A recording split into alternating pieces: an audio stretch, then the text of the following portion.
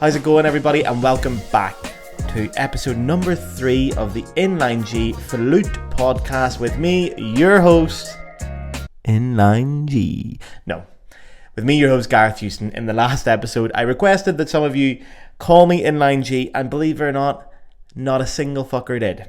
So we're sticking with Gareth Houston, but we're getting closer. Anyway, how are yous? How yous all getting on? How's it going? Happy Friday, if you're listening on Friday. Or happy weekend if you're listening to this at some point on the weekend of the 21st of July this comes out, 2023. I hope you're all having a lovely weekend. I hope you got something nice planned. I actually record these podcast episodes way during the week.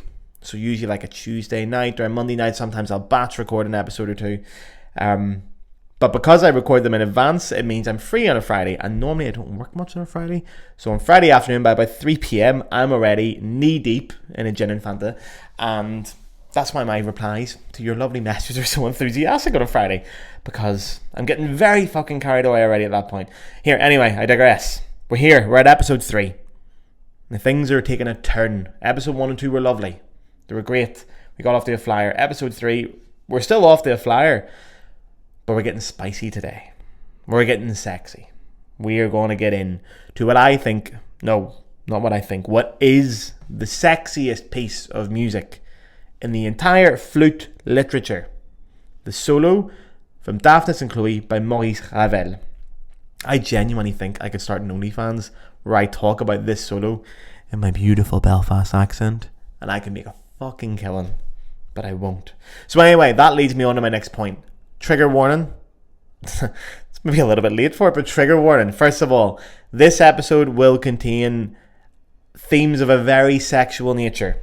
I will be talking about a lot of sexual things because you can't not when you're talking about Ravel and when you're talking about Daphnis and Chloé. I will be talking about sexual themes that some may potentially find upsetting. So please have this as your warning before we start. I should also probably warn you that there's a fair bit of swearing in these podcasts, but fuck you, if you didn't know by this point, it's too late. So, whatever. You would have turned off by now. So anyway, if you're upset by those kind of things, go listen to another episode. Okay? Listen to something else. Or listen to another podcast. There's some great flute podcasts out there. Go listen to Talking Flutes. Fucking brilliant podcast. Go listen to that one instead. Come back with me next week. So, here. Anyway, we're getting into Daphnis and Chloé. Now, the idea of this podcast is to get everything under one roof.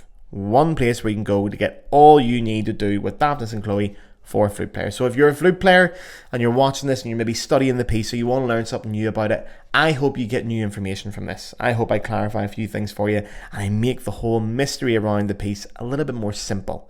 Get it all here.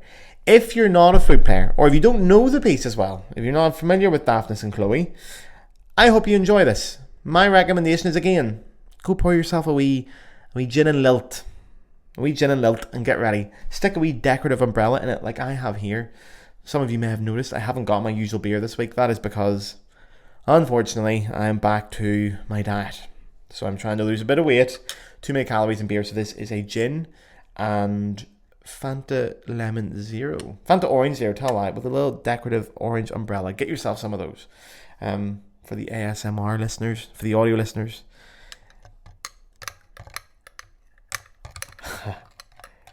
Oh yeah, that is my beautiful reusable metal straw.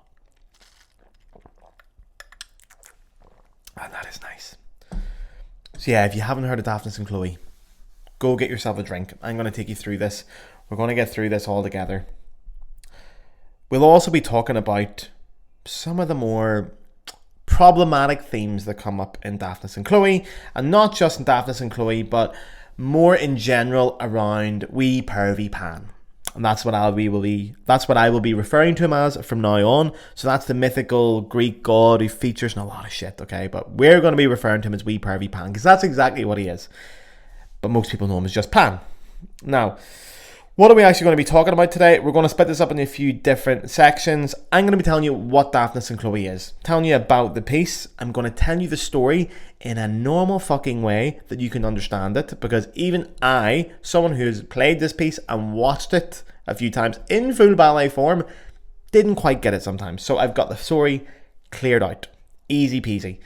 I'll tell you about Maurice Ravel, who he is, a couple of fun facts about him, and some more interesting things that I think you guys relate to. And then finally, we will go on to what makes the piece and the flute solo in it so fucking sexy. Now listen, if you can't be asked listening to all of that, and you just want to get certain bits, the chapters are always in the description.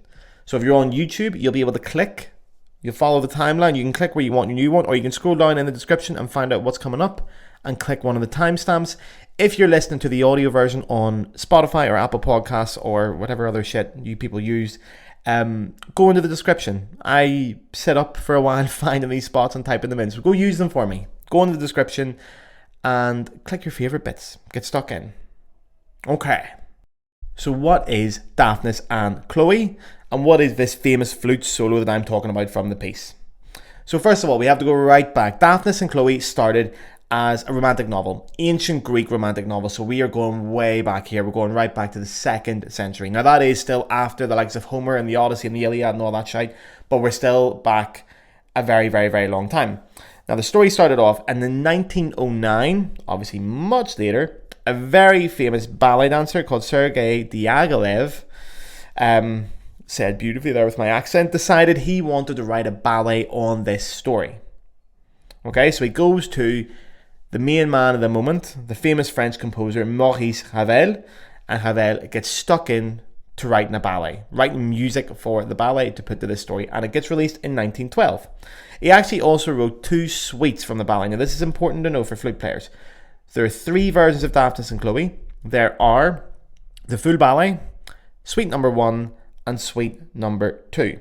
Now the way the suites work, you have to think of these as sort of greatest hits medley. Okay, it's got all the hits, got all the things you want from it. So Ravel will take all the big themes from it, all those stuff, and put them just for orchestra. So you'll drop the ballet, do all that, it's just for concert, get the greatest hits in, all the big tunes, arrange them. So take away the dancers, take away all that stuff, and we're back to that.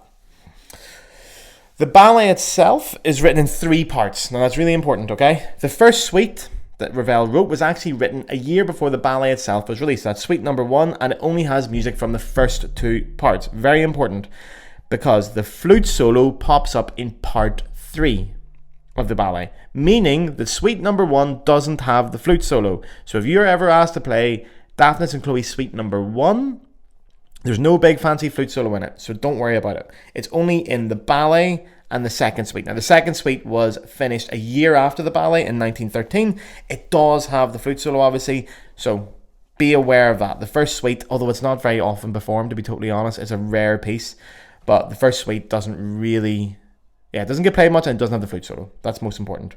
So the music itself, we will talk about a little bit, it's very Ravel, and it's very, very, very fucking French. Okay, I have to say, it is very French. What I mean by that, it's sensual, it's fucking romantic as hell, extremely exaggerated emotions, everything's over the top, it's very fluid, it almost feels, it's rich, it's luscious, it's creamy, it's La France, okay, it's so French. So French. Now, the entire ballet is worth a listen or a watch, and the entire suite is probably worth a listen as well. The suite's more listenable. So the ballet itself is the guts of an hour, and the suite number 2. We're not talking about suite number 1. It doesn't exist. It's in the bin. Suite number 2, it's 20 minutes more or less. But yes, I know the flute players, you guys want to just skip straight to the solo. So we're going to get talking about the story of Daphnis and Chloé and where the inspiration came from. And then that way, if you're ever asked in an orchestral excerpt exam or in an exam at school, what's the story of Daphnis and Chloé, you don't have to go Googling it and Wikipediaing it like I had to do to work this out. You can just say, here, the Inline G Flute podcast has me sorted. Fucking service. Where else would you get it? So we're going to get into the story now of Daphnis and Chloé. So it's a Greek novel. It's written in the 2nd century by a fellow called Longus. It's set on the island of Lesbos. Now grow up, right? First of all, fucking grow up. I can hear you sniggering back there. And you know what? Actually, Lesbos is where the word lesbian comes from. There was I don't know if it's a poet or a writer. I don't really know what the difference was at that time anyway. But called Sappho, and she was the first sort of lesbian. The first known lesbian. So that's why we have the word lesbian from Lesbos, because Sappho was from Lesbos. So grow the fuck up when you were laughing at that name. Now, Longus, we're not even sure if that's his real name. A lot of people reckon it's just a mispronunciation of the word in Greek for Lesbos, because Daphnis and Chloé is set on the island of Lesbos. There wasn't much known about it, so we're assuming that's what it probably was. We know fuck all else about him. So anyway, we'll get into the story. So, Daphnis, that's a fella, and Chloé is a girl. Now, they're both abandoned at birth. They're wee babies, they're abandoned at birth. Now, they get found by this couple of shepherds. One of actually, this is an annoying thing. One of them is actually a goat herd. I didn't know that term existed. You had a shepherd and a goat herd, but whatever the fuck that is. I'm assuming it's a shepherd that works with goats. But anyway, they find this couple. This couple finds them, and they raise them together as foster parents. So they have 2 foster parents. Now, Daphnis and Chloé grow up a little bit, and they start fancying each other. They start liking each other. They start to see what's going on here now. There is a guy called Flute. He's described as a wise old cowherd. Often I find the words wise and old mean you're a bit of a pervert. But anyway, here. Who am I to judge? So anyway, he explains to Daphnis and Chloé when they're just young teenagers that what they're feeling is called love, and the cure for it is to start kissing. Fair play to you. Knock yourselves out. So they get stuck in. They start doing the kissing. They get knocked about. Now again, we're getting back to another wise old character. Well, this one's a woman now, and I can never pronounce her name properly, so excuse me for this, but I think it's Lycanyon, okay? But anyway, it's this mature woman, okay, who teaches Daphnis about lovemaking. Now, for the rest of this podcast, the word lovemaking makes my skin crawl. So for the rest of this podcast, I will be referring to lovemaking as riding. That is an Irish term, is the best term. Okay? It's a very wholesome term in many ways. It's not aggressive. It's not abrasive. It doesn't rub up against, well, it does if you ask. But riding is what we will prefer. We will refer to the act of lovemaking as. It's riding, all right? So, and then apparently, so this wise old woman, and apparently wise old man is a wee pervert. Wise old woman, that's a MILF. That's a MILF, man. This is history's first MILF. Anyway. I can hear grow up. She tells Daphnis about riding. She says to Daphnis, right, this is how you do it. Now, I don't know if she actually does it with him herself or whatever in the story, but anyway. But then she says to him, Daphnis, don't you go back and do that on Chloé, because in her words, I'm doing air quotations here for the audio listeners, in her words, she will scream and cry and lie bleeding as if murdered. Which, mate, to be honest, if she ends up like that, you're doing it wrong. Yeah, that's not the way you're meant to do it, mate. If she ends up like that, you fucking... you go back to lessons, mate. I'm not going to be able to get through this podcast. Anyway, they go off, and Daphnis and Chloé, they don't do the riding. They go off their separate ways, and they have a bunch of mad adventures. Like every fucking Greek novel, they go off and have a bunch of fucking mad adventures, and they do all kinds of weird stuff. And then at the very end, their mums and dads find them, and they get married. Amen. They have happily after, blah, blah, blah, blah, blah. Happy days. Everyone's a fucking winner. Now, during the adventures, who fucking turns up, who cranes his fucking ugly wee goatee neck up is Pan. Wee Pervy Pan, the Greek god. Now, as I said earlier, we cannot go into the flute world without talking about Pan. You've all heard of him so many different ways, and if you haven't, you're about to find out. So let's just get this over with, and let's talk about Pan. So Pan was the Greek god of shepherds and nature and all that shite. He was a womanizer. That was more what he was known for, and more particularly known for not taking no as an answer. Yeah, I know. This is where the problematic stuff gets in.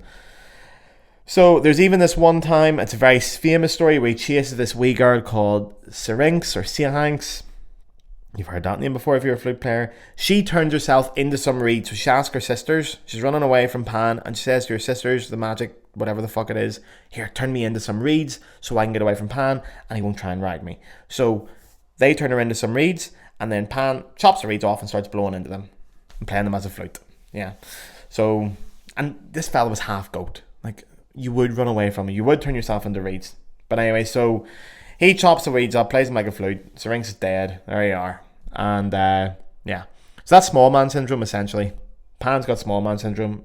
He's a wee wanker and I hope he's dead. But anyway, that obviously inspires the piece Syrinx or Siamese. It also is, so Siamese is the piece by Claude Debussy. It's probably one of the biggest pieces in the solo flute repertoire, a piece for just flute. A lot of flute players, you know this. It's also the same for the start of L'après-midi d'un faune by Debussy. So we have the solo at the start of that, just flute. That's again Pan.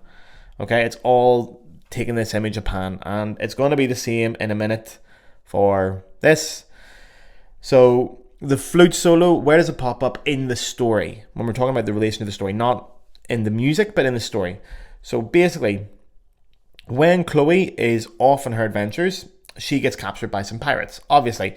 And who saves the day but we fucking Pervy Pan? We stinky Pan comes along and saves the day. So Daphnis and Chloé go and say, thank you very much, mate, to Pan. And to say thank you to him, they sort of recreate his Syrinx story of him chasing Syrinx, chopping her head and all off, or chopping her reeds off, whatever the blah. They recreate that as a dance to say thank you. And so when Chloe's doing this dance to be Syrinx at the start of the story, Pan plays the flute along to it. And that's the flute solo. That's where the flute solo is in Daphnis and Chloé, in the ballet and in the piece. So there you are. That's the solo. We stinky Pan. Right, part number 3. And we're going to be talking about Maurice Ravel. Now, that breaks my heart that I'm going to have to refer to him as Ravel from now on. Like a fucking revel. But, yeah. I lived in France, lads. I know how to say French things. Maurice Ravel. But I'll say it like Ravel. Anyway, we're going to talk about him, the composer of this big piece. We're starting to get some momentum here. We're starting to follow this along now. Ravel's a French composer, obviously. Very French. He was born in 1875 down in Biarritz. Now, that's actually really close to the Spanish border. Right down at the south of France. I think it's actually like 11 kilometers away from the Spanish border. It's more or less the Basque country at this point. Although he spent most of his life knocking around Paris. So he went to study there and he composed there and he was doing a lot of shit in sort of the late 1800s, early 1900s, and he clocks out brown bread in 1937. So Ravel he's a very unique composer. And I don't say that lightly. I'm a huge fucking Ravel fan. I really am. So I'm going to try and sell him here to you. But he really did change the game of classical music. He incorporated a lot of different things that composers up to that point hadn't incorporated in classical music. Or maybe had, but only once or twice at a time. He threw a lot of influences in. So he had modernist influences, Baroque, neoclassical, classical elements all in this. And even later on, when he starts doing the more advanced compositions, you get heavy influences of jazz music. You can clearly hear jazz music in his stuff as well. So he really got out there. Not a lot of composers were doing this shit. His most famous works, Daphnis and Chloé, Pavane pour une enfant défunte, and a lot of piano stuff as well. The one, if you're not familiar with Ravel or you're not familiar with classical music, the one that you definitely will know is the Bolero. It's the one that if you're British especially, you'll know that Torval and Dean did the ice skating to. I never thought I'd sing in this podcast, but there you are. Fuck, you're getting everything in this. Yeah, so anyway, that's the ones he's most well known for. Great body of work. Yeah, exceptional composer. If you think of that sort of trope, or that stereotype of the introvert, weird, studious composer who's only working for the art and not for the money and is dedicated, pure artist, that's Ravel. He lives up to that stereotype entirely. He famously spent so much fucking time on his compositions, spent a lot of time doing them, and yeah, never really cared a lot for money. Famously never really cared for money. Was financially not irresponsible, but not lavish in the way that many composers were, and also just didn't seem to give a shit about getting paid. He also revisited a lot of his compositions, so he'd do them and then go back to them and then do different versions and stuff like that. Or famously, he would write a lot of stuff for piano and then expand it into the orchestra, or take other people's works and write them for orchestra. So he would do the orchestration. Yeah, he was famously small, skinny, weak, light, which ended up being a bit of a problem for him in later life, because during the First World War, he was fucking desperate to sign up to serve in the French army, and he tried so many times to try to sign up, but they wouldn't let him in. He was too wee, he was too weak, They just went, no, you haven't got a fucking chance. No, he actually did eventually get in, although only as a lorry driver. But he was fiercely nationalistic and wanted to serve his country. Very idealistic as well, as you can imagine. So he did eventually make it in there. Now, we can't talk about Ravel without talking about this. There are very strong suggestions from certain parts of the classical music world that Ravel was gay, but he was afraid to come out. Now, people also believe that we can see this in his music, and what I mean by that is they will use the word sensual so many fucking times that that's like a, what do you call it, a synonym for gay within music review circles, it feels like sometimes, or associating sensuality with gayness is for some reason so fucking prevalent in classical music. It's ridiculous. It's no surprise that classical music can sometimes be a little bit out of touch with the real world. Believe it or not, people who make a living off playing music from 300 years ago, they can be a bit out of fucking touch. It's posh, it's elitist, and they're not really modern. Sometimes, not everyone, but sometimes. And I think what's far more fucking obvious in this whole situation of was Ravel gay or was he not gay, was he was asexual. It's pretty obvious he was asexual. The reason people think Ravel was gay is because there's basically no evidence or very little evidence that he had any real meaningful romantic relationship with anybody. Now, to a lot of like boring old white musicologists, they will go, oh, he didn't have any relationship with anybody, that means he was secretly gay, not even considering the fact that he could have just been asexual, not interested in writing in the slightest, just had more shit to do. He even said himself, Ravel, the only love affair I ever had was with music. Like, he made that clear himself, so he was obviously asexual. But yeah, I'll not get into that. I'll not bitch too much. Well, I've got into it, but I'm not going to bitch any more about that. But he did have another love affair, Ravel, and this is where he starts to get so lovely. So Ravel fucking loved cats. He fucking loved cats, and he loved Siamese cats in particular, and his favourite Siamese cat was a wee one called Mouni. There's a picture of Ravel with Mouni, which for the video watchers, people on YouTube here, you'll see Ravel and Mouni here or over here somewhere. If you're listening on the audio, go Google Ravel Mouni, Mouni. He fucking loved his cats. He lived with them all the time. He often noted actually that he like observed their behaviour all the time. He's a weird guy. He observed their behaviour, and he actually thought that they were very similar to people from the Basque country where he came from. He thought they were like red-blooded and quite emotive and quite, yeah, all those stereotypes we have of Spanish people or Italian people or those kind of red-blooded Europeans. He thought he saw that in the cats.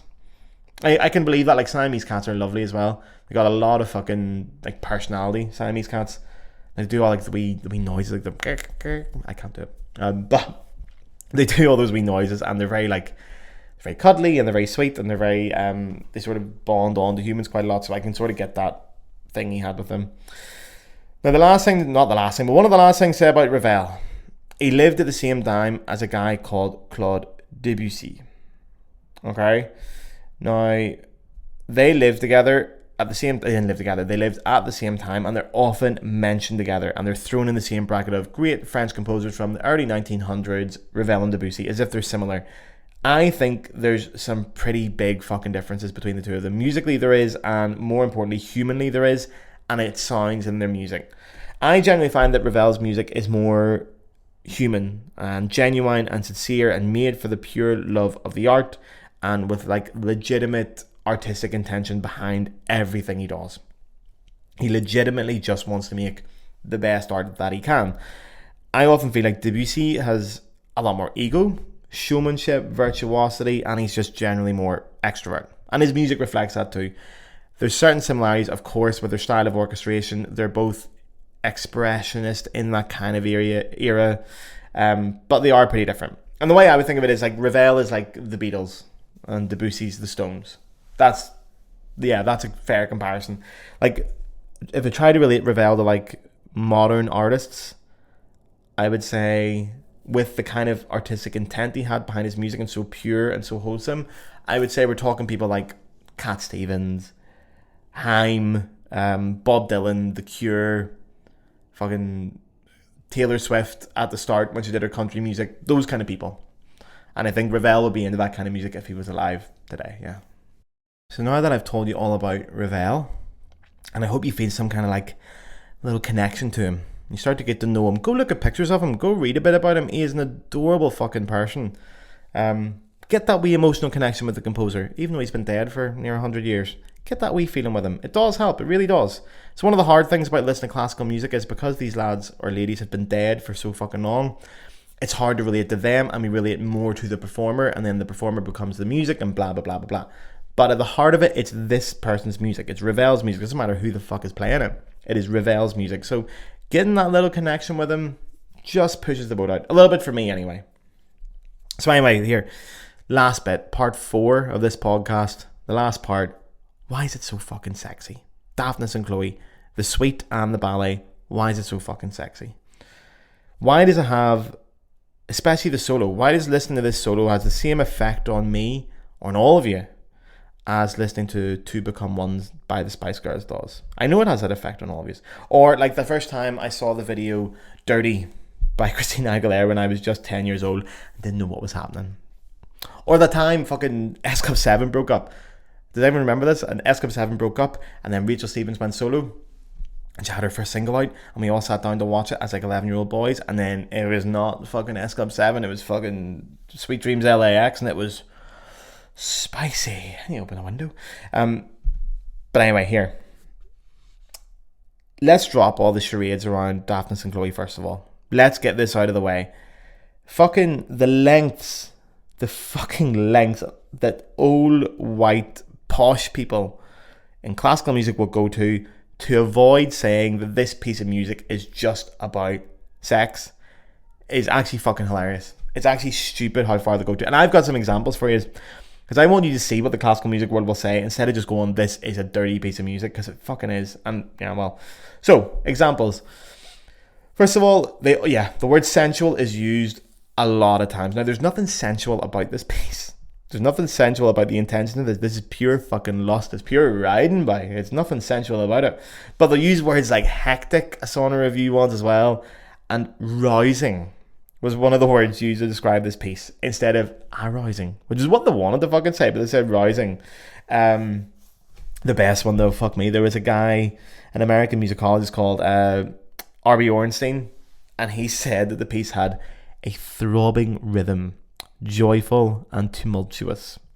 Now, I only hear the word throbbing in one other setting, and I tell you what, it isn't fucking Debussy. It's it's Debussy. Oh, fuck, I haven't waited a whole podcast to make that joke. I've been making all fucking day to make that joke. I am so sorry, but it is Debussy. Okay, so anyway, right, Ravel actually asked for, like, it's a dirty piece of music, guys. Ravel literally asks for a joyeuse tumult or tumult joyeuse, I can't remember which one, but anyway, it means joyous tumult. Okay, so that is a really fucking fancy way of saying an orgasm. Okay, and it's like the most obvious description. The end of this piece, or parts of this piece especially, there's a few times where this is obviously a musical depiction of an orgasm. It's so clearly that it's not ridiculous. It's ridiculous to even think of otherwise. But anyway, we're going to look at reasons what actually make it sexy. And there's a lot of things that do and give it that sort of feeling that you get from this piece. The first one is the orchestration. Now, by orchestration, I mean the way Ravel writes for the orchestra. Now, Ravel was a master orchestrator, famously known for his skills in writing for an orchestra. So he would often start the piece as a piano piece, and then he'd sort of work out how he's going to take that and expand it into a full-size orchestra. Now, the orchestra size for Daphnis and Chloé is fucking massive. This has to be... It's so important to explain this. I can't over-exaggerate this, especially at the time. Like, in Mozart and Beethoven's time, we were talking very small orchestras, 2 of each wind instrument, so 2 flutes, 2 clarinets, 2 oboes, 2 bassoons, if even, a couple of horns, and a handful of strings. Okay, we're talking about 25 to 30 people together. We're talking also maybe 10 different parts. No, maybe 20. I should have counted that. Daphnis is a different ballgame. Now, we're starting to get into the romantic orchestras. They're all knocking about here. We're moved on a lot from Mozart and Beethoven, but Daphnis' orchestra. There is 15 different players, not instruments, different players in the wind section. That means there's people doubling up on second instruments as well. So some players are playing 2. So there's 15 people in the wind. So that's for your flutes, clarinets, oboes, and bassoons. There's 15 people in there for different parts, alto flute and piccolo and all that shit. In the brass, there's 12 players.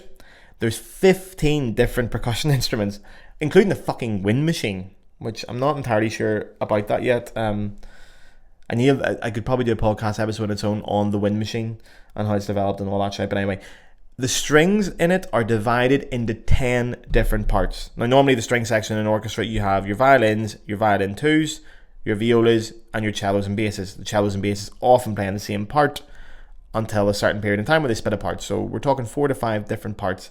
Ravel splits it at times into 10. So that means, there's 10 different separate string parts going on for the different players.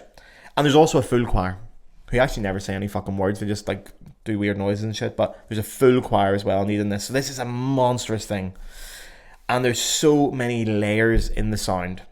So much shit going on. So that's what layers means. Essentially, it means there's a lot of different things going on. So a really interesting thing to try and do, go pick a section. Pick any fucking section of it. Go into Spotify, find the album. There's a fucking load of shit in it. There's loads of tracks. Pick any one. Listen to it. Pick a wee 30-second bit. Listen to that 30 seconds. Go back. Listen to it again. Go back. Listen to it one more time. 3 times. And each time, try and pick out an instrument or a sound, because it might be 2 instruments or a group of instruments, but pick out a specific sound and follow it. And try to keep your ear on that. Try to just keep on track with it and see where it goes. You see, when you start doing that, you'll see how fucking complicated that piece of music is. It's amazing. It's amazing. So because of these layers, that starts to give the whole general sound of the orchestra a really rich, complicated, luscious, smooth, sexy sound. So the overall aesthetic, before we even talk about the musicality of it, the overall aesthetic of it is so sexy and rich. That's where the sexiness starts to come in. Next up is the colors. Now, you'll hear people talk about this all the fucking time in classical music. The colors in music. Now, that doesn't mean that Ravel's writing in purple here and blue here, please. Although there is people that do that.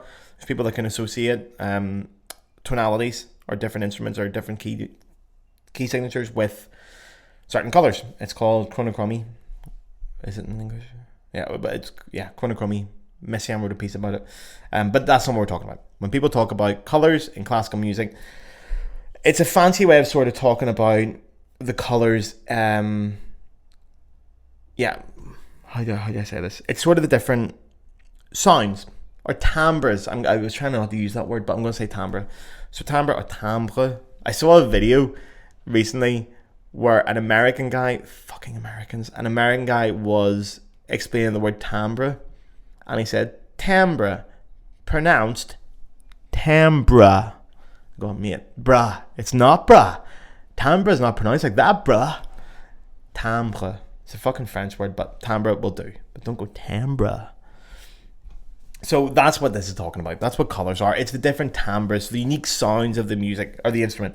Now, that's an interesting thing as well, because we talk about colours and timbres. That can either be the different instruments or the groups of instruments within the orchestra. So that ties into the orchestration we were talking about.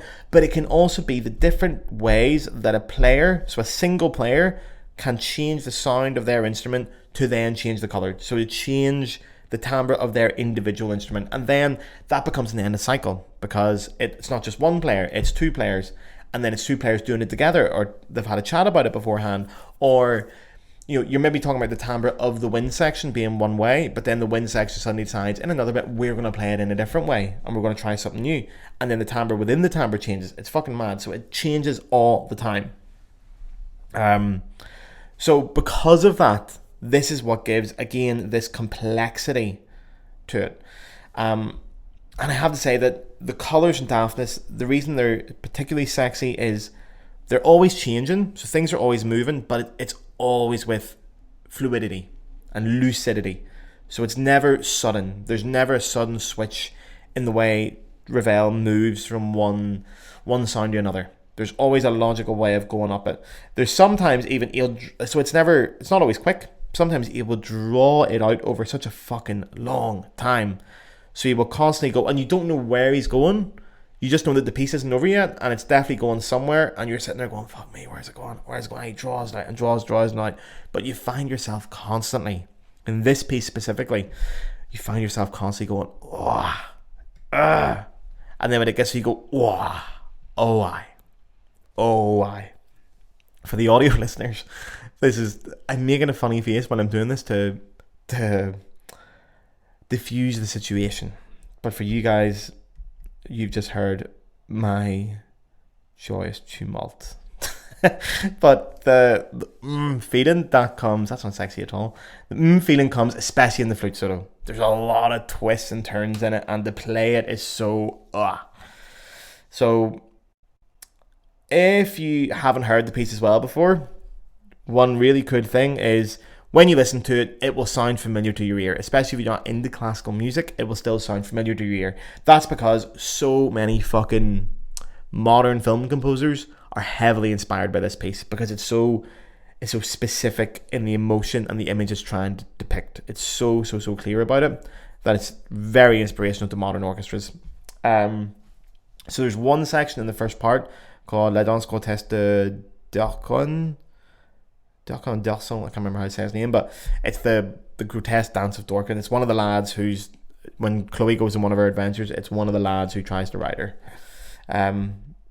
But anyway, he does this dance to impress her, and the score for that in Ravel, in Daphnis and Chloé, is so fucking similar to the one by, I should have checked this out, Michael Kamen, the guy who wrote the Die Hard score. So it sounds so similar to the score in Die Hard 1, specifically the bit where fucking Gruber goes off Nakatomi Plaza, where he's falling down Nakatomi Plaza. Just at that bit, it sounds so fucking similar.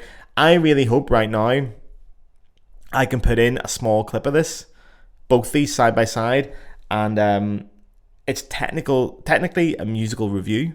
That's how you get around copyright. So it's a musical review. So it is a review. And just in case the AI of Spotify or Apple or YouTube are listening to check out that this is a musical review, my review is that both these pieces are fucking brilliant. Take it away, boys.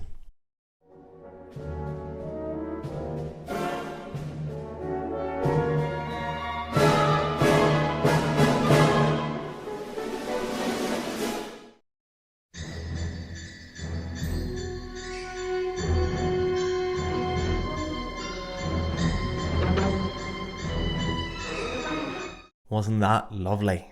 I hope he's actually got to listen to it and hasn't been removed. If it hasn't, fuck, I might put something else in. I don't know, I might put another noise in. I might put me doing this with my glass. That's what I'll do. I'll put that in instead. If you heard that instead of Ravel's masterpiece and the music accompanying Gruber as he goes tits first off Nakatomi Plaza, then that means that I've got a legal battle on my hands. But anyway, last bit, the solo itself, the famous flute solo. Now listen, before I talk about this and why it's so sexy, I haven't actually told you as much about where it is in the piece, apart from it's in the third part and where it sits in the story, so you can follow that along. Where it actually is to go and listen to it in the recording, that differs depending on what recording you listen to and how they list the tracks in Spotify, and also if you're listening to the ballet or the suite. Now, what I'm going to do is, next week, my next podcast episode is going to be the recording special. I'm going to count down my favourite recordings of this, and in each one, I am going to pinpoint exactly where the solo is, where you can find it, what track number it is, and you get 5 different recordings off that. That way, you don't have to fucking think. You can just go straight into Spotify or YouTube or Apple or whatever you're using and just go and blast it. Okay, so please don't fear for that. This is for all the things apart from actually listening to it. This is for all your background knowledge and all you need to know before you go to listen. Now, the solo is sexy. It's sexy in itself. There's a few reasons for that. First of all, the accompaniment that goes with it. So it's towards the end of the piece. It's just before the actual finale. And the orchestra goes quiet. Goes very quiet. And the main noise we hear is the double basses, and they're going boom, boom, boom, boom, boom, boom, and they're just bouncing and they're waiting, and then suddenly the flute comes in with this big fucking scale. It's an F sharp minor scale, by the way, I wish people would stop treating it as some kind of A scale. It's an F sharp minor scale. The resolution of the note afterwards, of the 3 G sharps at the start, they're wanting to go to the F sharp. That's why they're so dissonant. But anyway, the flute flies in with the scale. And it takes away. And I can say, playing this piece, oh my fucking god, for anxiety, because you've played so much. You've done so much work. You've played so much music. You've blasted away. It's technical difficult up to this point. And then suddenly the orchestra goes quiet. And the basses are doing it. And you've got 3 bars to count of boom, boom, and you have to come in on the next one. And your heart just fucking is pounding out your chest, but you chill out, you fucking close your eyes, and you think, this is it, this is the big moment. And it is a massive solo. So that little rhythm the basses give, that's a dance rhythm. The boom, boom, it's leading up. So that's a wee up step if you dance. So it's got this dance rhythm. We know it's going the right, but it's not fast. In fact, it's très long. It's very slow. So the flute flies up.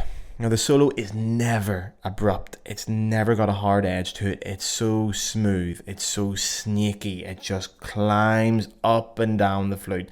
There's no real big intervals in the solo. So it just sort of winds in and out. And that's what gives it that sensuality and that kind of, even the rhythms, the way they're written, they're deliberately written in a way that they slow down or get faster. So Ravel doesn't always leave that to the musician. He will write in notes which make you go, ba-da-da-da-da-da-dum, da-dee-da-da-da-da-da-dum. Okay, at the end of the first line of it. I think it's the first line.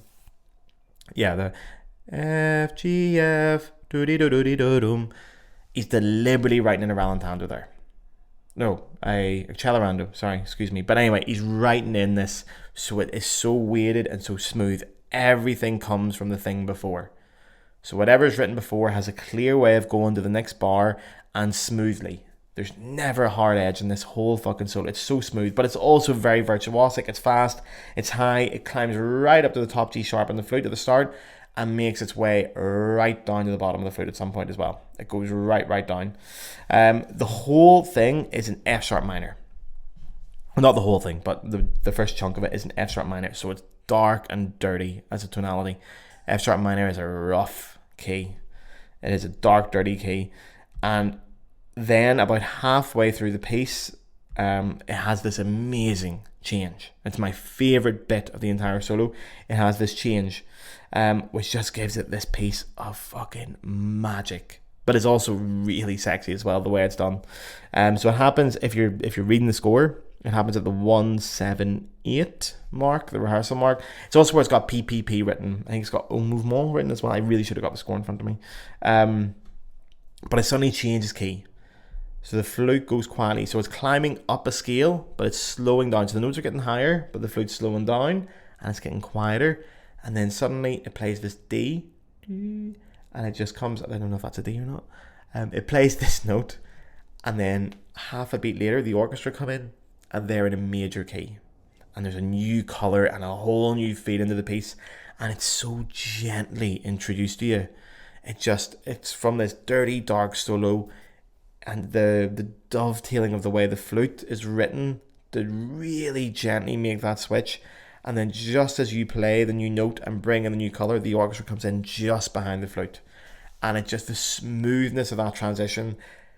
For such an extreme transition from such a dirty key to such a warm, happy key, and to be done in such a smooth way is downright dirty, to be totally honest with you.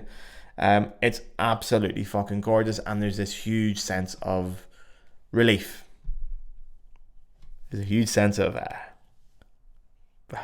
relief, if you know what I'm saying. Right. Going to get on to the conclusion here, lads. So listen, lads, ladies, everything in between. We're going to wrap this up here. That's it. That's the end of the podcast. I hope you all got something out of this episode. I hope you enjoyed listening to this episode as much as I did making it. I hope you enjoyed it a lot. I hope you really enjoyed it. Hope you filled your boots. Listen, as I said, next week I am going to be talking about the 5 best recordings. I should say my 5 favourite recordings, but they're the best for me. And this is obviously my opinion, this podcast. Obviously, if you haven't got that point by now, fuck me. If you're taking this as fact, or you think I'm claiming anything as fact, I mean, I'm drinking a gin and Diet Fanta with an umbrella in it at fucking 11:30 on a Tuesday night. How would you ever listen to me? But anyway, I will be getting into those 5 solos, the 5 best ones. So I'll go through them. You'll know exactly where to listen to. I'll tell you about the differences in them. It's kind of like a part 2 to this podcast where we'll actually get into the flute solo properly and what makes each recording so fucking special. And it also means if you just want to listen to the recordings and the flute solos and not have to listen to the entire piece because you can't be fucked, I've got you covered. I'll give you 5 good ones that people don't know and you'll look very smart. I'll give you 5 ones outside Bayou and Galway. You look good. Anyway, once again, big thank you to all of you. If you listened, if you watched, if you got involved, you sent me a comment. It means the fucking world, guys. I cannot tell you how fucking insane it is that people shall listen to this podcast and you're giving me reviews on it. It is so fucking sweet. This takes a lot of time to do, this podcast, between writing the script for each episode, doing the research, setting up the equipment, post-production, editing, writing the descriptions, doing all the thumbnails and all that shit, uploading it to Acast, getting it all different on the different Spotify places, Spotify and Apple and blah, blah, blah. It takes a lot of fucking time and I'm trying to get one out a week. And one of the things that really helps me doing that is your positive comments. Because if you guys say you're enjoying it, makes me go, right, well, fuck, I'll make another episode then. Someone's getting something out of this. So even if I can't be arsed doing it sometimes, I know I'm doing it for you guys, or someone out there might get something from it. And then I'm like, yeah, fuck it, great then. Happy days, let's do it. So please, leave me a wee comment if you've even just listened to it. Let me know if you've made it this far. Also, don't forget to give me a follow on Instagram, TikTok. I'm also there now. Yeah, I'm 30 years old and I'm on TikTok. It's a fucking dire place. You should see Flute TikTok. Oh my god, it is so cringy, but we're there. There's a couple of good ones on it, to be fair. Maybe I'll do an episode where I tell you the good guys, the ones that make excellent content on there, but fuck me. But anyway, go follow me in there because that's apparently where you get followers and that's where people do shit. So yeah, go follow me on Instagram and TikTok, and I hope you enjoyed the podcast. Have a great weekend. Big smooches. Love yous all. Mwah.